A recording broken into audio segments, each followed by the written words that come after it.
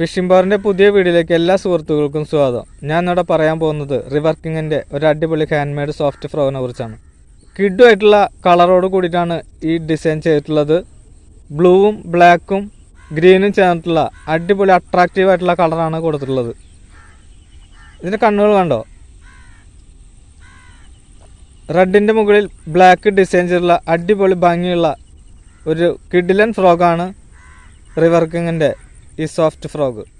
നല്ല സോഫ്റ്റ് മെറ്റീരിയലാണ്, അത്യാവശ്യം ക്വാളിറ്റി ഉള്ള റബ്ബറാണ് ഇതിന് യൂസ് ചെയ്തിട്ടുള്ളത്. സ്ട്രോങ് ആയിട്ടുള്ള സിവിൽ കൊടുത്തിട്ടുണ്ട്. അടിപൊളി ആക്ഷനുള്ള ഒരു ഫ്രോഗാണ്. പിന്നെ ഇതിൻ്റെ ഏറ്റവും വലിയ പ്രത്യേകത എന്ന് വെച്ച് കഴിഞ്ഞാൽ ഇതിൻ്റെ അടിഭാഗത്ത് കാണിച്ചിരിക്കുന്ന ഈ ബ്ലൂവും ബ്ലാക്കും ഗ്രീനും ചേർന്നുള്ള മിക്സഡ് ആയിട്ടുള്ള കളറാണ്.